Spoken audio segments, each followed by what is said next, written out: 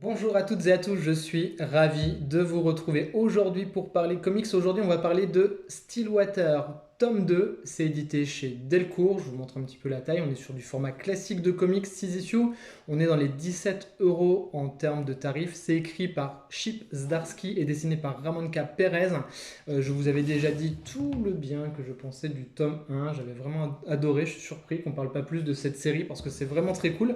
Je me suis fait un petit challenge d'automne avec des lectures d'Halloween, donc je me suis dit tiens je vais me relire le tome 1 et je vais enfin me lire le tome 2 qui était dans ma palle et c'est toujours aussi bon. Alors je vous résume rapidement l'histoire de ce qui s'est passé dans le tome 1, quand même que vous ayez un petit peu un rafraîchissement, et puis si jamais vous ne connaissez pas encore Stillwater et si vous avez envie de vous lancer. Donc Stillwater, c'est une petite bourgade dans laquelle les gens ne meurent plus, ou finalement ils restent à l'état dans lequel ils sont, où ils sont arrivés. Si vous venez de l'extérieur et que vous arrivez à Stillwater, eh bien vous allez vous guérir de vos blessures si on vous tire dessus, vous allez plus vieillir, vous allez plus mourir. Donc ça c'est un petit peu le pitch de départ.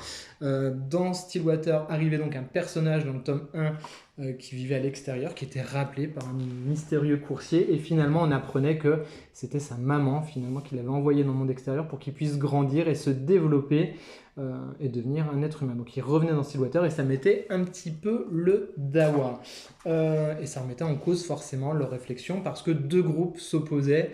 Un groupe qui voulait ouvrir un petit peu, faire connaître le truc, faire venir des gens de l'extérieur et que des gens puissent partir, parce que c'est une espèce de prison dorée.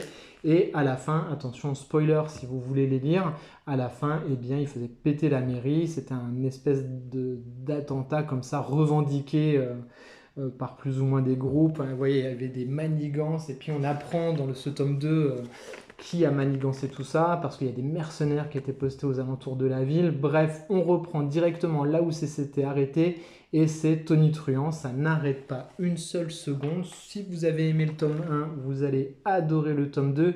Il y a des rebondissements quasiment tout le temps.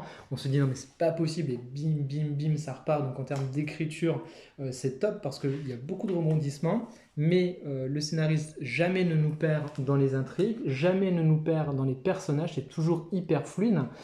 Ça fait partie des choses que j'aime beaucoup. Donc un récit qui vous tient en haleine comme une bonne série télé, un récit aux multiples rebondissements, et un récit également avec des personnages, et pas mal de personnages secondaires, mais qui sont tous bien écrits et bien caractérisés. Il arrive à prendre le temps voilà, qu'on puisse s'attacher à eux ou pas, ou à les détester. Enfin, il fait vraiment un super boulot d'écriture.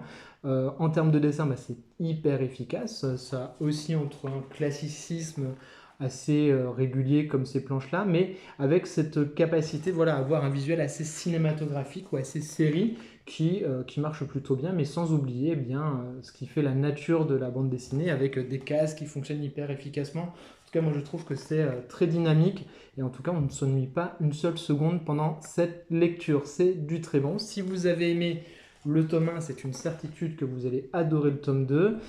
J'espère que c'est une série qui va trouver son public et qu'on en parlera un petit peu plus, parce que vraiment elle mérite, hein. Il y a vraiment des beaux moments comme ça visuellement, c'est vraiment chouette.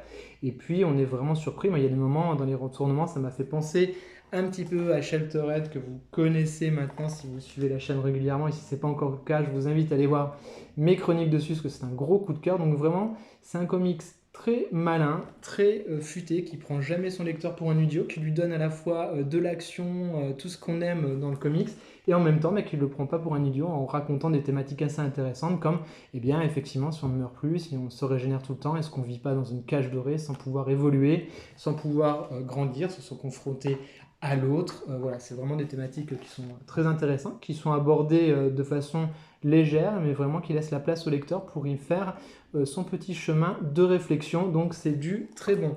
Stillwater tome 2, je continuerai donc forcément la suite parce que c'est très bon, ça se lit très très bien.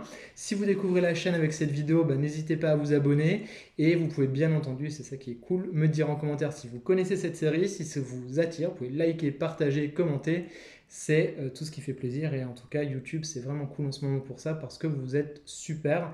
On a plein d'échanges et c'est vraiment, vraiment le top. Donc je vous remercie pour ça, et je vous dis à très vite pour de prochaines vidéos. Prenez soin de vous, bye bye.